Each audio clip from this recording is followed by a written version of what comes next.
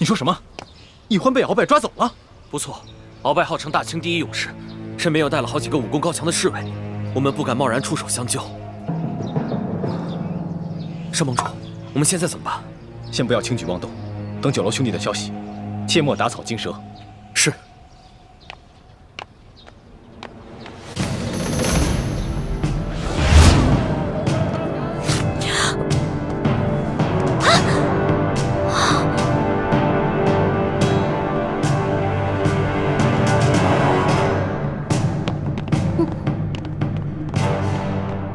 楚哥哥，谁让你出门的时候诅咒我？现在我该怎么办啊？原来是个小丫头。刘妈妈，是和穆太大人一起离开春风院的那个姑娘，就是她。回中堂大人就是她。你别老这么盯着我看呀，盯得我心里直发毛。啊，冷静冷静，现在一定要冷静。大胆妖女，你把知府大人弄到哪儿去了？还不快从实招来！若有半句假话，我……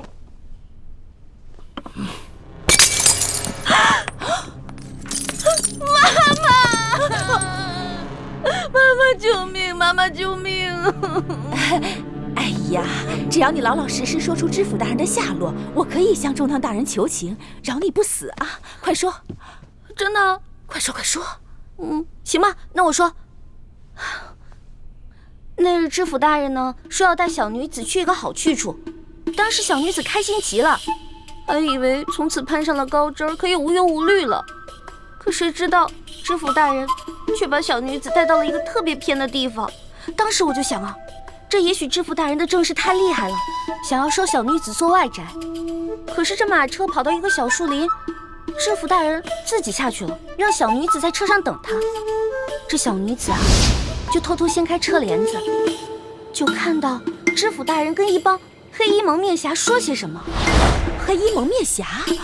那他们都说些什么？他们说了什么谷啊，什么王啊，什么蒙，什么他们是不是在说明珠谷、晋王？对，他们说的就是这些。这明珠谷本是反抗朝廷的一个秘密基地，这晋王应该指的就是南明永历帝朱由榔所封的那个李定国。后来这个永历帝被吴三桂给绞杀了，他就诈死逃亡，纠集了一帮乱党，一心妄想着反抗朝廷。那难道知府大人的失踪与那群乱党有关系？他们还说了些什么？他们好像还说了什么，这事儿千万不能说出去，没有后退之路了，暴露就是死之类的话。难道知府大人？我早就怀疑这些个归顺我大清的降将之中，难免有心怀二心之辈。这个穆泰原名叫孙福，本是李定国的二儿子李嗣兴的心腹手下。这件事情必定是李定国指使的，他假意归顺我大清，现在却勾结了一帮前明的余孽。丫头，他们还说了些什么？你给我仔细的想想。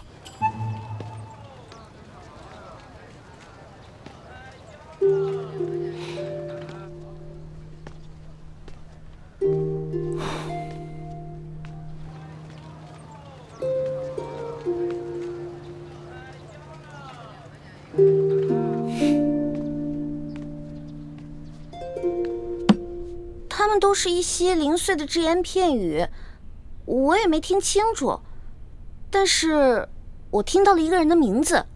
他们每当说到这个人啊，声音高涨，义愤填膺，还破口大骂呢。他们在骂谁？他们好像在说什么敖王吧，敖乌龟，还敢称自己是第一勇士，早晚把他打得满地找牙。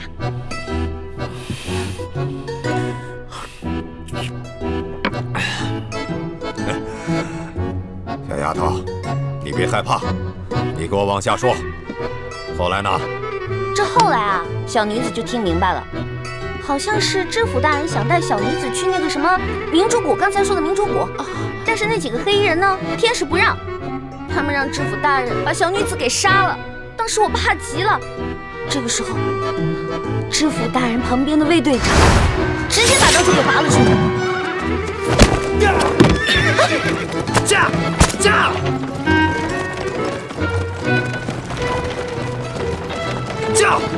你来驾马车，我去对付他们。我不行，我不会驾马车。想死就快点，抓住缰绳！快！再后来呢？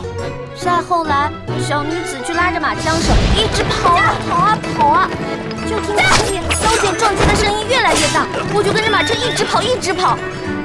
这后来马儿累了，停下来了。小女子怕他们赶过来，把我杀了，我就跑了。这个卫队长，是我安排在孙福身边的一个密探，多半是他发现了孙福和乱党勾结，所以这个孙福才会杀人灭口。小丫头，出了这么大的事情，你怎么不去报官呢？啊！我害怕呀，一个是知府大人，另外几个是歹徒，我怕我去报官以后，反而会送了小女子的命。那我问你，你后来怎么又跑到京城来了呢？因为小女子不敢留在袁州了，小女子怕他们追杀我呀，我就想说，要不要回京城找自己失散多年的哥哥呢？但是京城这么大，我找不着啊，就只好干一些小偷小摸的事儿，过日子了。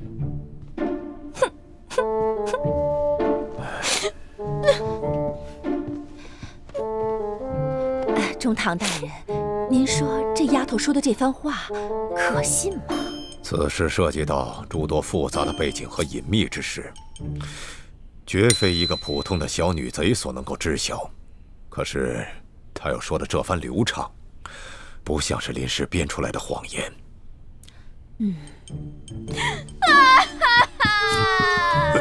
大人，小女子再也不敢了，小女子再也不敢偷了，死也不敢偷了。大人，妈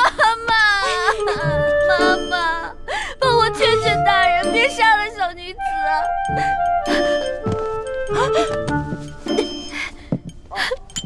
这是小女子以前偷的，全当孝敬您的。帮我跟大人求求情，千万别杀了小女子啊！妈妈，中堂大人，您看这丫头该如何处置？且先不要声张，这样，先把这个小丫头带回府上再说吧。多谢大人，多谢大人。主子，不好了，出事了！出什么事了？刚才奴才到慈航药铺去传话，药铺的掌柜跟我说李少侠他失踪了，一环失踪了啊！药铺的掌柜说，李少侠的哥哥现在急得团团转，正在安排人四处寻找呢。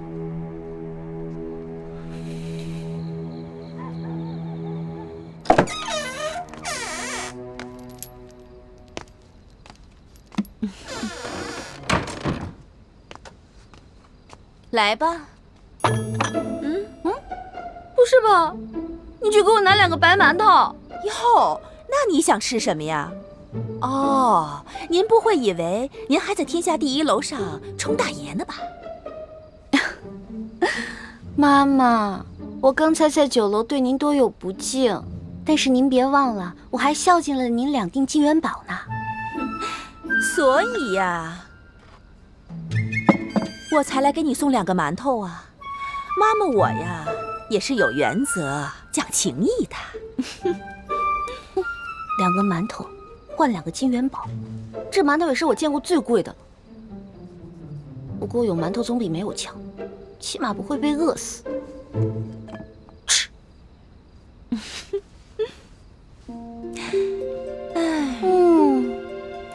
这些馒头里再加几片烤鸭，哇，那烤鸭的肥油在嘴里流淌着。哟，到这个时候了，你还只想着吃呢？哎，你就不怕这是你最后一顿晚餐？怕怎么办啊？怕也得吃啊，总不能这样等死吧？妈妈，其其实这京城啊，有不少小肥羊，都被我宰过。我在住处啊，还藏了些钱，要不然咱俩平分？不行64，我4你6，行了吧？不行，你就是全给我，我也不敢放了你啊！哎呀，这钱再多，没命花了，也没意思了，不是？妈妈，哎呀，求求您了，您说杀了我容易，但是你们把我留着有用啊！京城肥羊那么多，我出去帮你们抓肥羊啊，回头那钱全都给你，你看行不行啊？放了我啊！哎呀，你这小丫头啊，果然是有点意思。妈妈我呀，训练了那么多女孩子，她们也全是中堂大人千挑万选出来的，可是她们呀，没有一个有你的美貌，也没有一个像你这么机灵。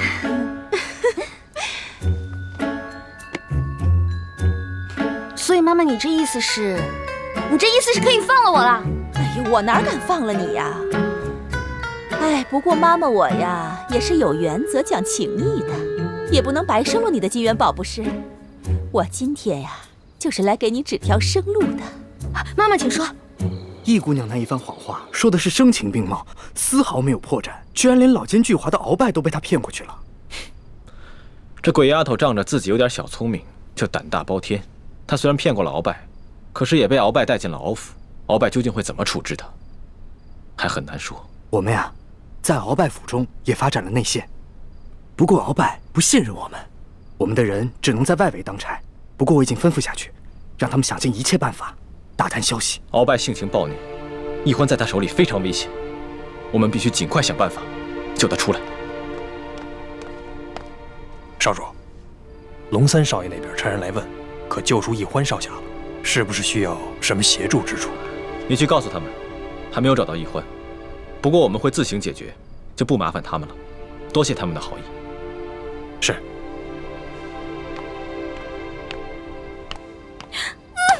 妈妈，你选对人了。看我，大杏仁眼，大双眼皮儿，大美女，而且关键是我肤白发黑，大长腿，娇俏可爱，大美人儿。你选我真是选对了，我是万里挑一的美人儿啊！这么说，你答应了？怎么，你不答应？这中堂大人可不缺钱，他缺的只有美女。这也是你最后一次机会了。那能不能先给我上一盘烤鸭，再来一壶桂花酿啊？我得吃饱肚子才有思考的余地嘛。唉，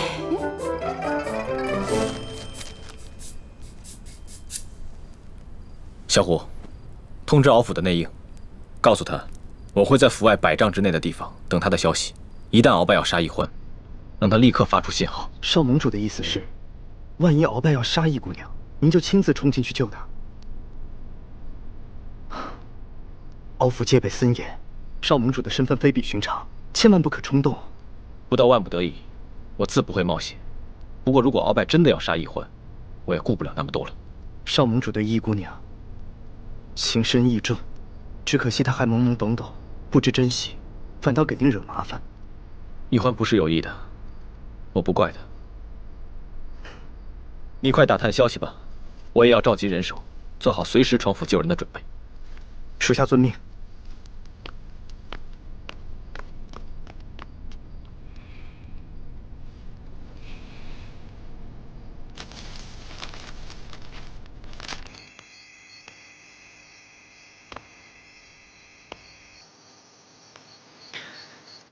看来易欢一定是出了什么事情，他的哥哥不肯告诉我们实话。是啊，主子。不过这事我看您就别太着急了，他们江湖人士出了事情，总有自己的方法来处理。再说了，现在咱们也不方便出手啊。这样，你派一些人在慈航药铺外守着，一有消息马上通报。主子，您看，这天色也不早了，要不您还是先回府吧，不然的话，这老太太要是知道了，可又得怪罪奴才了呀。走吧。好，请。哎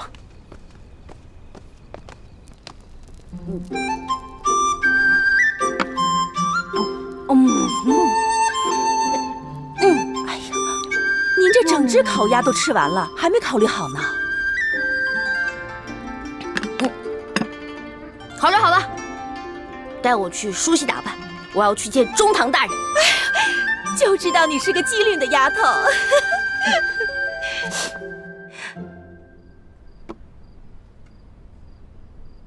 刘妈妈，哎，你真觉得易欢这个丫头，她合适吗？大人，这宫中虽然美女如云，可大多怯懦胆小。像易欢这么娇俏活泼、聪慧机灵的女孩子不多。如今呀，皇上正当青春年少，应该呀很容易就被这种女孩子吸引的。这个丫头啊，生性胆大，喜欢疯，我真怕她入了宫以后啊，咱们不好掌控。易欢这丫头啊，是有很多弱点，贪财贪吃，又贪荣华富贵，怕苦怕疼还怕死，所以呀，很容易就被掌控。况且呀，咱们还可以给她服用大补丸呢，到时候不怕她不听咱的话。咱们先后也送了不少的女子进宫，可是只有一个被皇上宠幸，只可惜又被新来的厉贵人抢去了风头。眼下咱们也没有更好的人选了，这一次只能再赌一回了。哦，不过老身这眼下唯一担心的是，这丫头她会武功，只怕进宫之后会不会引起怀疑啊？这倒无妨。咱们满族的姑娘从小跟着父兄在马背上长大，会骑马射箭，这是寻常之事。这样，老夫为她伪造一个武将之女的身份，这样一来，她会一些简单的武功，不就说得过去了吗？对。老爷，易姑娘已经梳洗完毕，正在厅外等候。让她进来。是。愿意为老夫所用啊！小女子誓死效忠大人。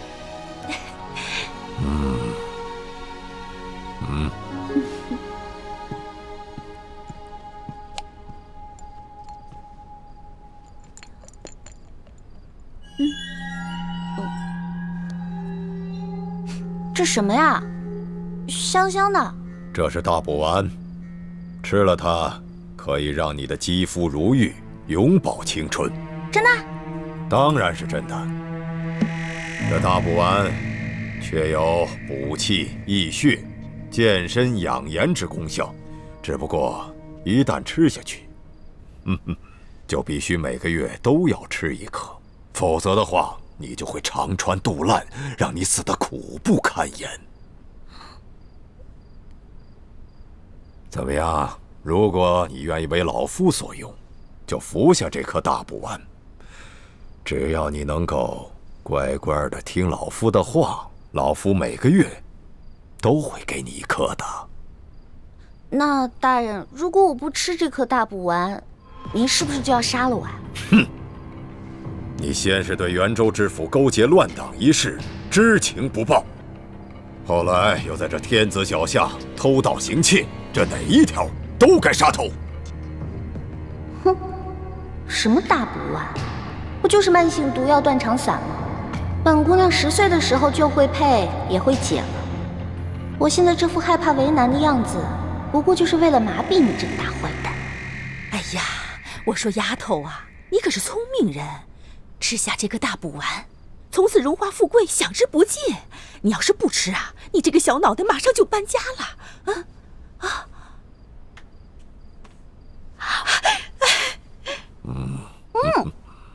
甜甜的，跟糖似的。还有吗？你真拿它当糖丸了，当饭吃呢？您看你，我不吃的时候吧，喊打喊杀的。我说再吃几颗，你又舍不得。你说这丫头多有趣儿啊！刘妈妈，离这批秀女进宫的日子只剩下7日了，你要抓紧时间好好的调教她，切不可让她露了马脚。是大人。什么？鳌拜不仅没有杀易欢，还给他安排了一处别院，派了2个丫鬟来伺候他。易姑娘也不知道想出了什么办法，事情的进展出乎我的意料。不过至少易姑娘暂时安全了。少盟主，还请您先撤，我们的内线会想尽办法跟易姑娘接上头的。一有消息，我马上禀报少盟主。好，多加小心。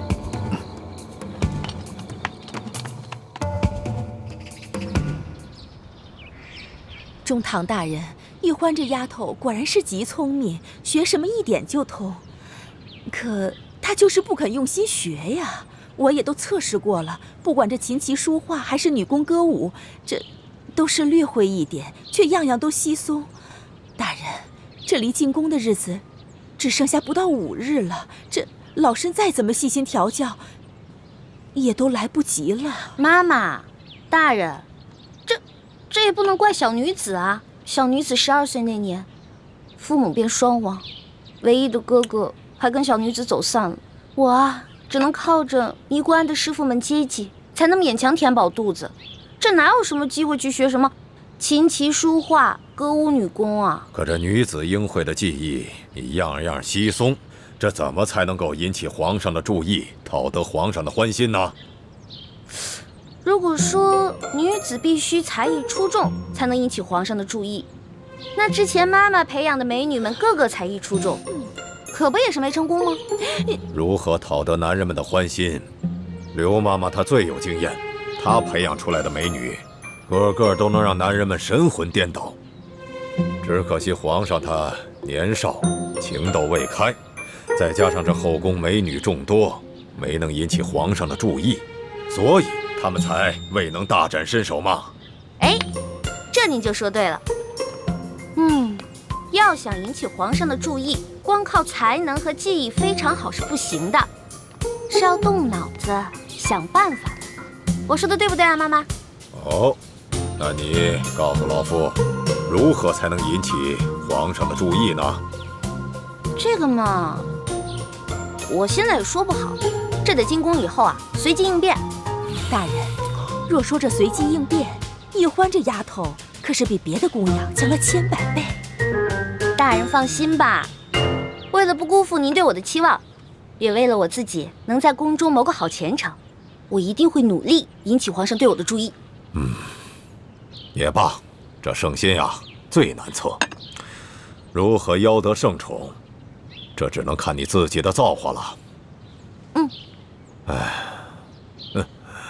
只可惜老夫没有女儿，若是老夫有一个像你这般机灵的女儿，那就好了。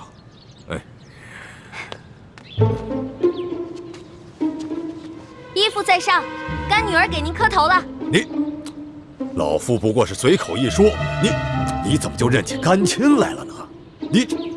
哎呀，我说你这个丫头啊，你可真会顺着杆往上爬呀！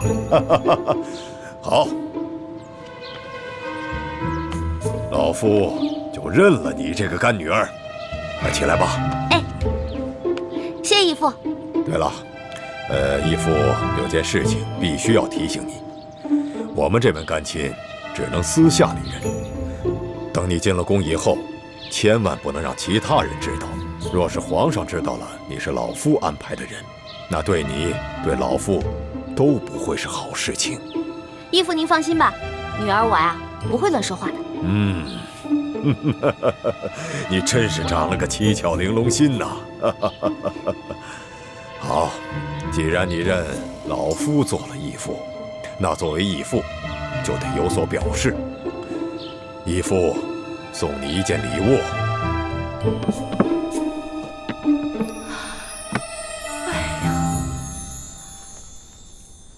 这件金蚕丝背心乃是天下独一无二的宝物，轻薄柔软，却刀枪不入，水火不进。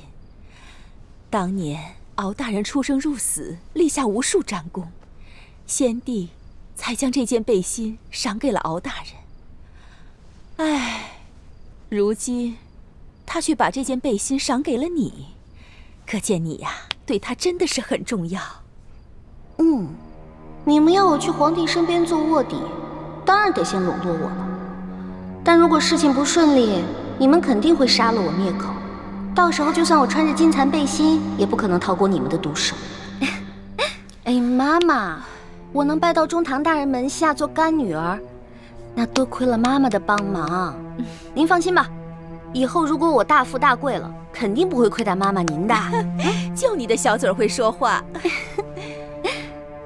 哎，妈妈，我看看金蚕背心呗。啊，哎，你看看，金蚕背心有那么厉害吗？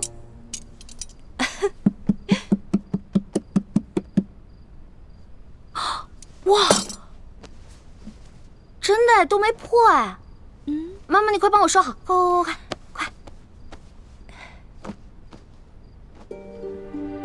朱哥哥说过，京城第一酒楼和鳌拜府中都有咱们明珠谷的内线，那他应该已经知道我现在的处境了，肯定会让府邸的内线来和我接头。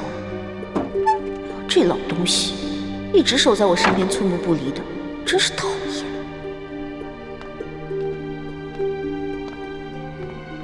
这都是吃的？是的，易姑娘，这些菜是特地从京城第一酒楼给你订的，尤其是这盘酱鸭头，是酒楼新来的厨子朱师傅为您准备的。朱师傅说了，姑娘品尝过后，有什么需要改进的，朱师傅会尽量满足您的要求的。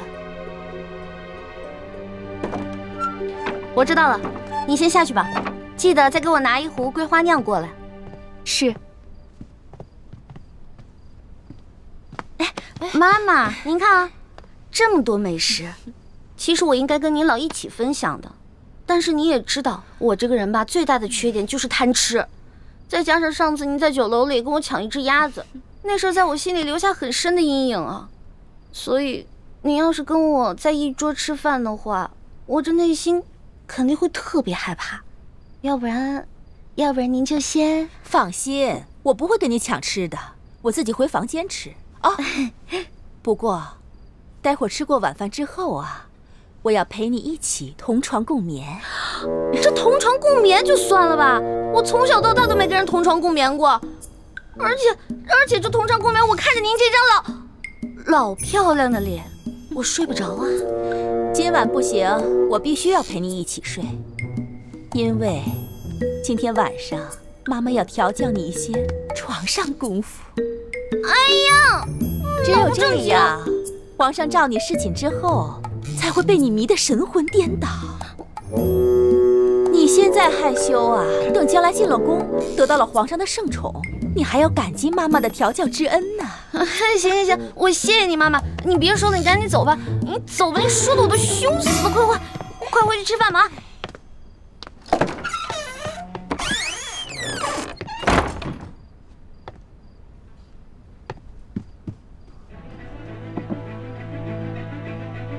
鸭子。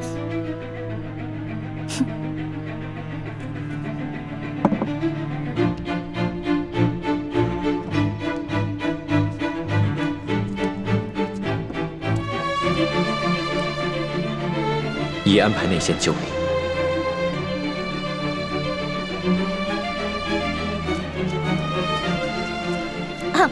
进来吧。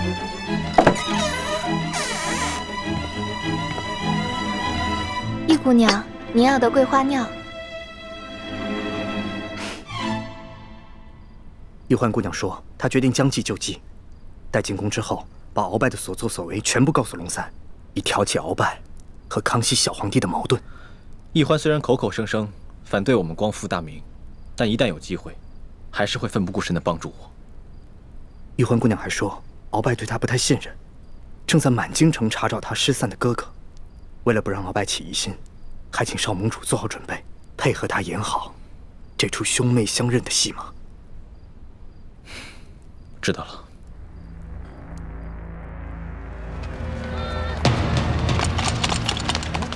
头，这条街上药房都查过了，没有咱们要找的人。秦猎头，是。我们这边也没什么收获。跟我走。是。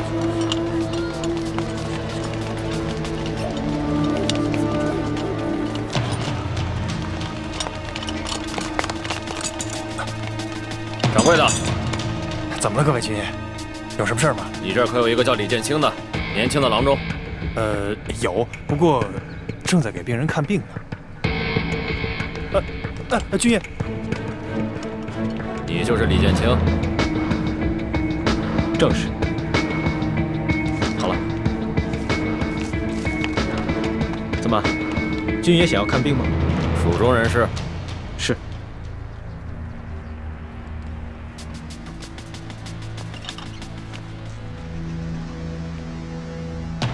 军爷这是干什么？太好了，李先生，终于找到你了，跟我走一趟吧。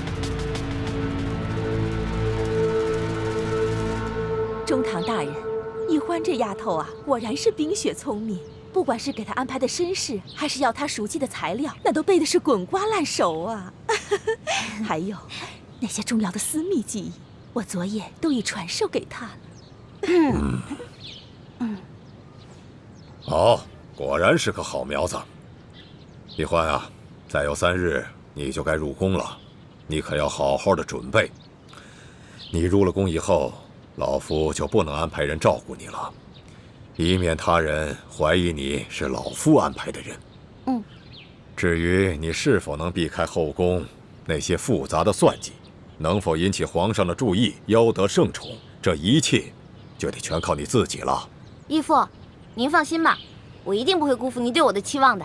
好，今天义父还要送你一件礼物，相信你一定会开心的。什么礼物啊？你看看谁来了？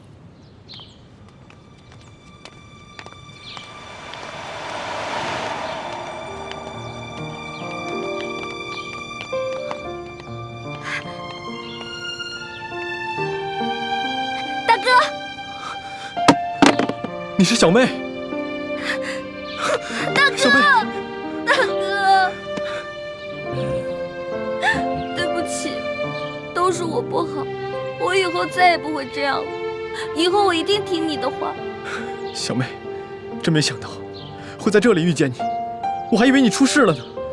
你知不知道，这些年哥哥一直在找你，找不到你，我心里多着急啊。知道了，我以后再也不会那样了。小美，大哥，没事就好，过去的事情就不要再提了，啊！快来快来，我来给你介绍，这是义父，快给义父跪下。草民李建清，拜见中堂大人，一谢大人救了欢妹，二谢大人让我们兄妹团聚。不必多礼，起来吧。谢大人。坐。义父让你坐呢。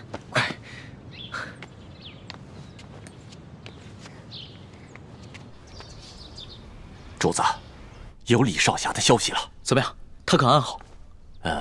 安全，只是落在了鳌拜的手里。鳌拜？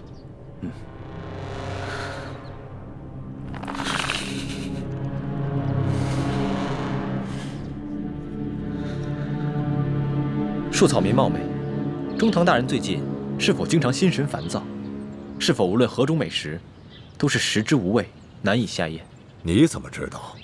医者望闻问切，可知百病。草民看中堂大人的脸色，似有思虑过度之症。这过思则伤脾胃，也伤元神，自然会食之无味，难以下咽。那可有办法医治啊？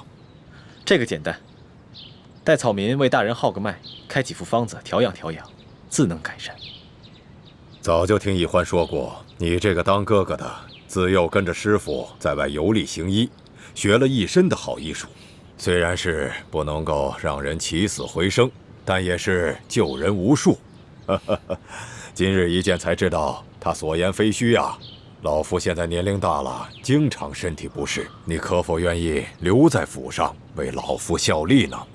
这个老坏蛋，果然还是不放心我，想拿朱哥哥做人质。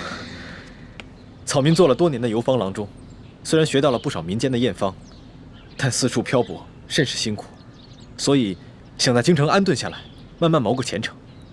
只是坐堂问诊，收入微薄，若能投靠在中堂大人门下，草民自是求之不得。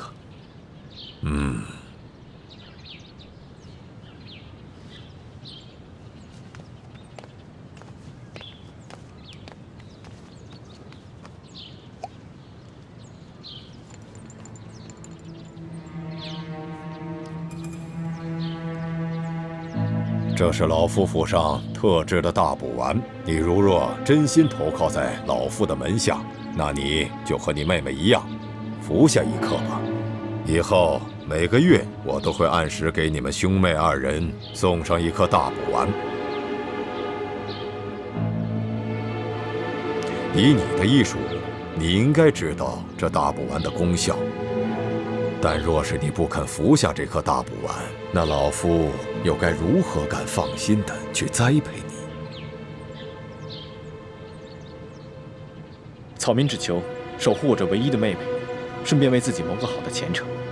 所以，草民一定会对大人忠心耿耿，唯命是从。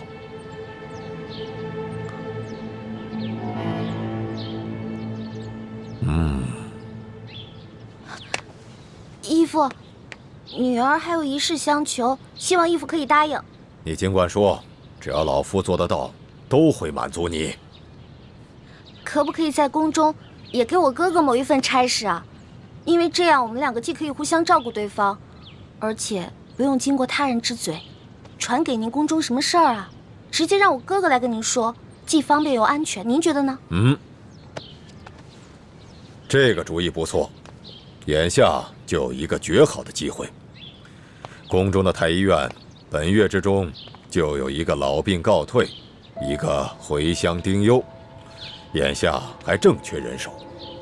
以李先生的精湛医术啊，老夫完全可以在太医院为你留一个职务，这样你们兄妹2人联络起来也就方便多了。多谢义父。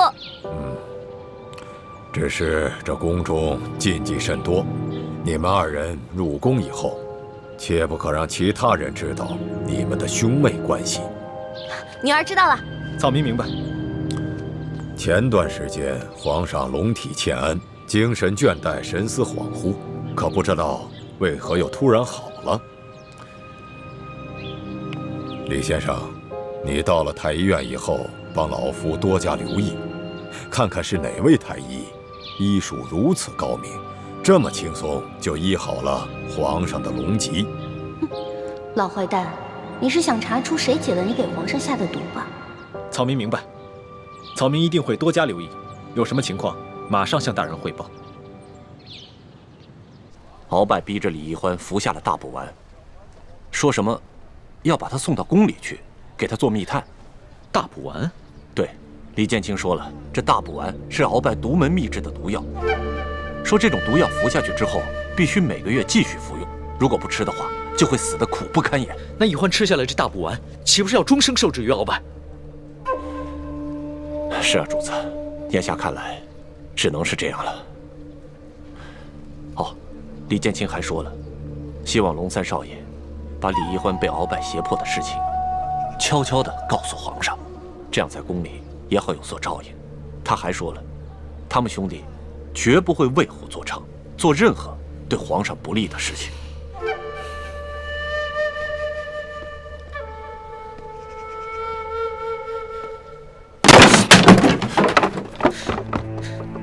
主子，您息怒啊！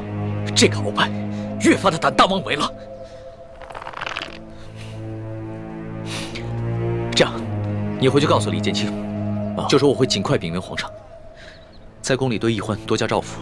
好，还有，皇上会尽快的去找鳌拜，为易欢拿到解药，让他放心吧。这。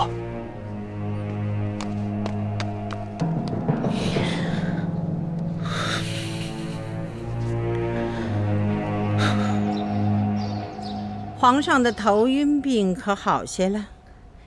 已经大好了。前几日哀家传鳌拜来陪哀家赏春，借机哀家点了他几句。他是个聪明人，应该明白哀家的意思，想必他会收敛一些。皇上还年少，全仗皇祖母的扶持。今年选中的这批秀女是不是都进宫了？最后一批也于3日前进宫了。那皇上有没有中意的？妾身催过皇上，可皇上一直忙于政事，抽不出时间去选秀女。这皇上啊，真不像他皇爷爷和皇阿玛没有沉迷女色，这也好也不好啊。好呢，在于他忙于政事，励精图治啊；这不好呢，他是迟迟不能大育皇嗣，哀家还指望着早日抱重孙子呢。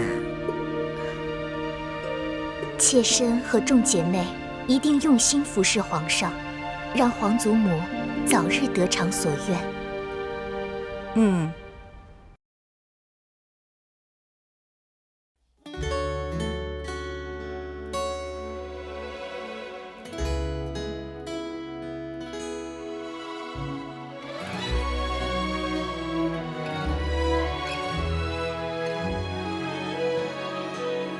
春秋两岸，时光催尽方可叹。